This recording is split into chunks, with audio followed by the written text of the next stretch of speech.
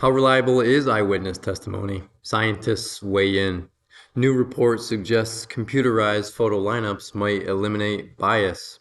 This is by John Bohannon from Science.com in October of 2014. Bohannon writes, the victim peers across the courtroom, points at a man sitting next to a defense lawyer, and confidently says, "That's him."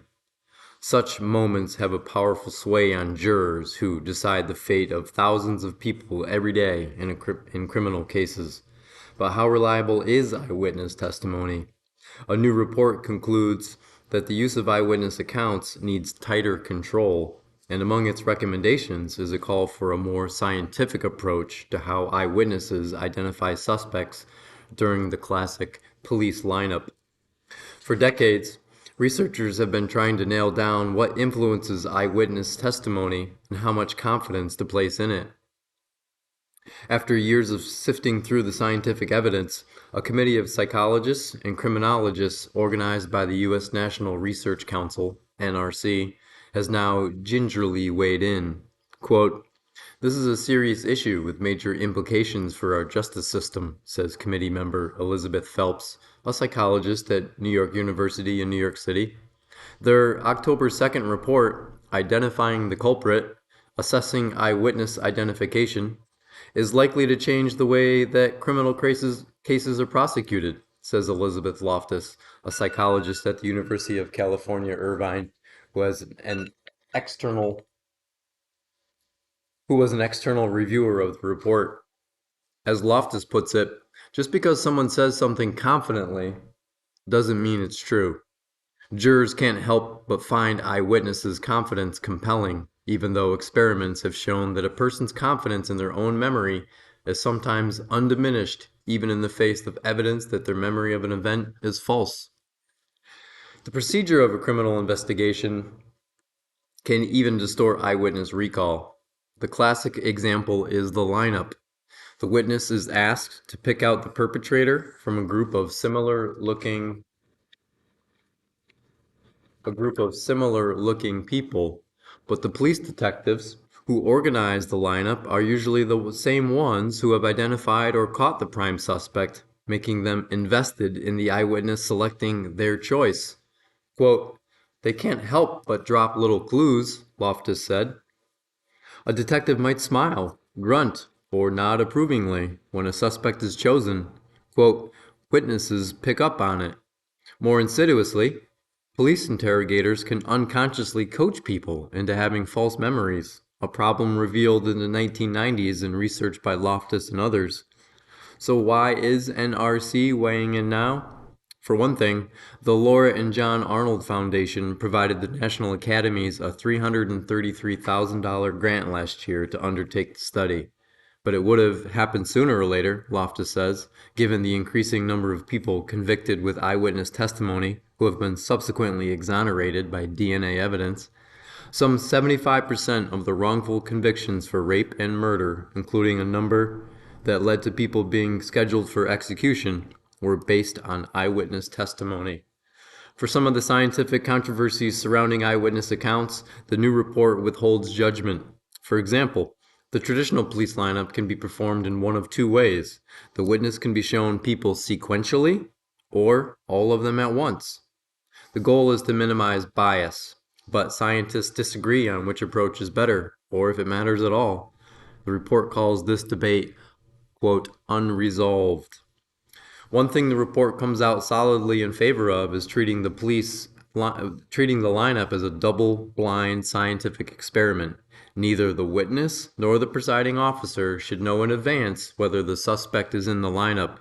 Quote, double blinding is central to the scientific method because it minimizes the risk that experimenters might inadvertently bias the outcome of their research, finding only what they expect to find, the report concludes. But it leaves the question of exactly how police departments should implement double-blind lineups. It leaves it unanswered. The best way is with a computer system, Loftus says, with no police officers present to influence the witness. The computer would run the lineup all on its own, choosing similar-looking people from a large database of photos. Computerizing lineups may be expensive and complicated, but considering, quote, the damage to those innocent people's lives and the huge cost of compensations, Loftus says, that's the future. Question number 1 asks, according to the National Research Council, the NRC, according to their report, what is one of the primary concerns about eyewitness testimony in criminal cases? A. Eyewitnesses often provide inconsistent descriptions of suspects. B. Eyewitnesses are generally able to remember events with perfect accuracy. C. Eyewitness testimony is overly influenced by the confidence of the witness. D. Jurors tend to disregard eyewitness accounts due to their inherent unreliability. Number 2. Which of the following is a key issue identified in the article regarding the traditional police lineup procedure? A. Lineups often involve only one suspect, making identification easier. B. The presence of an investigating officer or officers can inadvertently influence the witness's decision. C. The witness is asked to identify the suspect from a single photo, leading to greater accuracy. D. Eyewitnesses are not allowed to view the lineup more than once to reduce memory contamination. Number 3. What scientific method does the NRC report recommend to reduce bias in eyewitness identification procedures?